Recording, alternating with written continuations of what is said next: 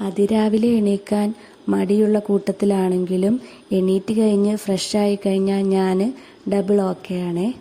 പിന്നെ ഞായറാഴ്ചയായിട്ട് പള്ളിയിൽ പോയില്ലെങ്കിൽ മനസ്സിനൊരു സുഖം ഉണ്ടാകില്ല. അതിപ്പോൾ 2 മണിക്കൂറത്തെ കുർബാനയാണെങ്കിലും പള്ളിയിൽ പോയിരുന്ന് പ്രാർത്ഥിച്ച് ഇടയ്ക്ക് ഉറങ്ങിപ്പോയെങ്കിലും കുഴപ്പമില്ല, അച്ഛൻ്റെ പ്രസംഗം കേട്ട് പാട്ട് കുർബാനയൊക്കെ കൂടി അടിച്ച് പൊളിച്ച് വരുന്നത് അത് ഒരാഴ്ചത്തേക്കുള്ള ഒരു എനർജി പവർ തന്നെയാണ് കേട്ടോ. അങ്ങനെ ഞങ്ങൾ പള്ളിയിൽ പോവുകയാണ്. രാത്രിയിലൊക്കെ നല്ല മഴ പെയ്തിട്ടുണ്ടായിരുന്നു. ഞാനൊന്നും അറിഞ്ഞിട്ടുണ്ടായിരുന്നില്ല. രാവിലെ എണീറ്റ് നോക്കുമ്പോഴാണ് നല്ല മഴ പെയ്തു എന്നൊക്കെ ഞാൻ അറിഞ്ഞത്. നോക്കി നിറയെ വെള്ളമൊക്കെ റോട്ടിലൊക്കെ കിടപ്പുണ്ട്. മഴത്തുള്ളികൾ പൊഴിഞ്ഞിടുമീ നാടൻ വഴി. ആ നാടൻ വഴിയല്ലേ ഇത്? നിങ്ങളൊന്ന് സൂക്ഷിച്ചു നോക്കിയേ, ചിലപ്പോൾ ആയിരിക്കുമല്ലേ. അങ്ങനെ ഞങ്ങൾ പള്ളിയിലേക്ക് പോവുകയാണ്. 7:30-ക്കായിരുന്നു കുർബാന ഉണ്ടായിരുന്നത്. അപ്പോൾ അതിനു മുമ്പ് നമുക്ക് എത്തണം. അപ്പം ഞങ്ങളങ്ങനെ പോയിക്കൊണ്ടേ ഞങ്ങൾ പള്ളിയിലെത്തി. ആളുകളൊക്കെ വരുന്നേ ഉണ്ടായിരുന്നുള്ളൂ. 7:30-ക്കാണ് കുർബാനയെങ്കിലും 7:20 ആയപ്പോഴേക്കും ഞങ്ങൾ എത്തിയിട്ടുണ്ടായിരുന്നു. സമാധാനമായി, സമാധാനത്തോടെ ഇരിക്കാലോ, അല്ലെ പിന്നെ കുർബാന തുടങ്ങിയല്ലോ എന്ന് വിചാരിക്കൂലേ. അങ്ങനെ ഞങ്ങൾ മെല്ലെ മെല്ലെ നടന്ന് സ്റ്റെപ്പൊക്കെ ഇറങ്ങി പള്ളിയിലേക്ക് പോവുകയാണ്. കാത്തുകുട്ടി അമ്മയെ എന്നെ എടുക്കണം എന്നൊക്കെ പറഞ്ഞ് എൻ്റെ എളിയിൽ കയറിയിരിക്കുകയാണ് കേട്ടോ. ഇടയ്ക്ക് അവൾക്കിങ്ങനെ മടിയൊക്കെ വരും. നടക്കുന്ന കുട്ടിയാണെങ്കിൽ ഇടയ്ക്ക് എൻ്റെ എളിയിലൊക്കെ ഇങ്ങനെ കയറിയിരിക്കുക. അങ്ങനെ പള്ളിയിൽ ചെന്ന് അവൾ ചെരുപ്പൊക്കെ ഊരി പള്ളിയിലേക്ക് കയറാൻ അങ്ങനെ കുർബാനയൊക്കെ കഴിഞ്ഞു. കുർബാനയ്ക്ക് ശേഷം കുഞ്ഞുങ്ങളെ എഴുത്തിനിരുത്തുന്ന ചടങ്ങാണ് ഉണ്ടായിരുന്നത്. അപ്പോൾ മകൾക്ക് വേണ്ടി ഈശോയും ഞാനും ഒന്നായി ചേരും ആത്മാവിലാനന്ദമീ വേളയായി എന്നുള്ളിൽ വാഴുന്ന ജീവന്റെ നാഥനെ അപ്പത്തിൻ രൂപത്തിൽ വന്നിടണേ. കാരുണ്യരൂപനെ സ്നേഹത്തിൻ ജീവനെ ഹൃദയത്തിൽ ആനന്ദമായി നീ വരൂ. വാവാ എന്നീശോയെ എന്നിലൊന്നാകണേ മമ ജീവന്റെ ആത്മാവിൽ നീ. വാവാ എൻ സ്നേഹമേ ഹൃത്തിരുൾ ചേരണേ തവ സ്നേഹത്തിൻ രൂപത്തിൽ നീ.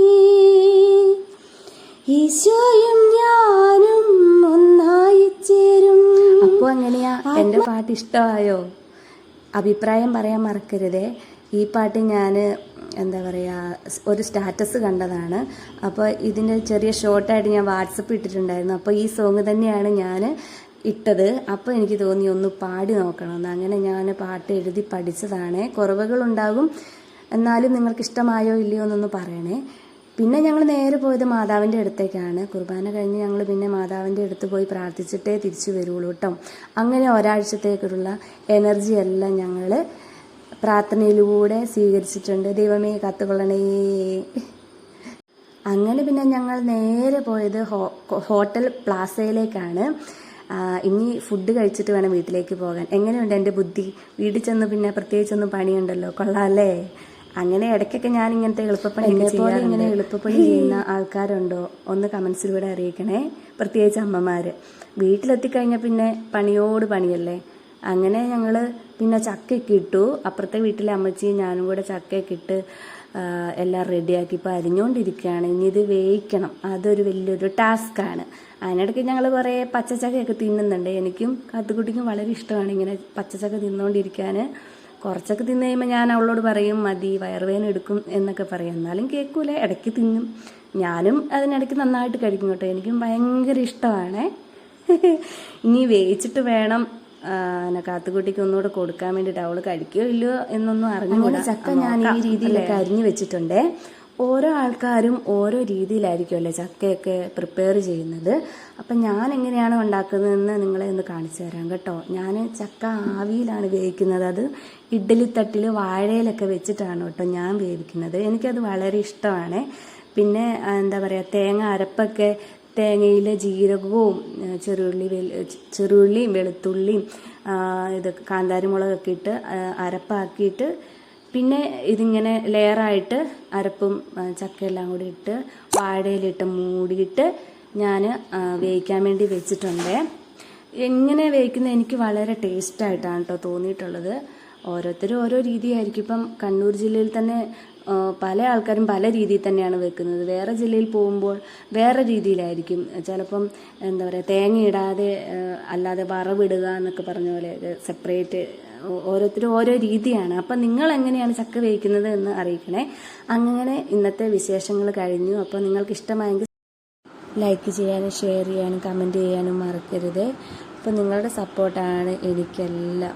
ഇതൊരു ചെറിയ വ്ളോഗാണ്. ഇനിയും നല്ല വീഡിയോസൊക്കെ ആയിട്ട് ഞാൻ വരാം. അപ്പം എന്താ പറയുക, എല്ലാവർക്കും നല്ലൊരു ദിവസം നേരുന്നു. ഇച്ചിരി ലേറ്റായി എന്ന് തോന്നുന്നു ഞാൻ വീഡിയോ അപ്ലോഡ് ചെയ്യാൻ. എന്നാലും കുഴപ്പമില്ല, എല്ലാവരും ഒന്ന് കണ്ടു നോക്കിയിട്ട് അഭിപ്രായം പറയാൻ മറക്കരുത്. അപ്പോൾ ഇന്നത്തെ ഫോട്ടോസൊക്കെ എൻ്റെ കൂടെ ആഡ് ചെയ്യുന്നുണ്ട്. അപ്പം നിങ്ങളുടെ എല്ലാവരുടെയും സപ്പോർട്ട് ഇനിയും മുന്നോട്ടുള്ള എൻ്റെ ജേണിയിൽ ഉണ്ടാകണം കേട്ടോ. അപ്പം എല്ലാവർക്കും നല്ലൊരു ദിവസം നേരുന്നു.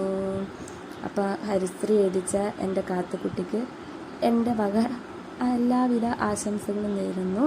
അപ്പം നിങ്ങളും എൻ്റെ മോൾക്ക് നല്ല ആശംസകൾ നേർന്നു തരും കേട്ടോ. അപ്പം പുതിയ വീഡിയോ കാണുന്നത് വരെ tata, bye bye, see you, by.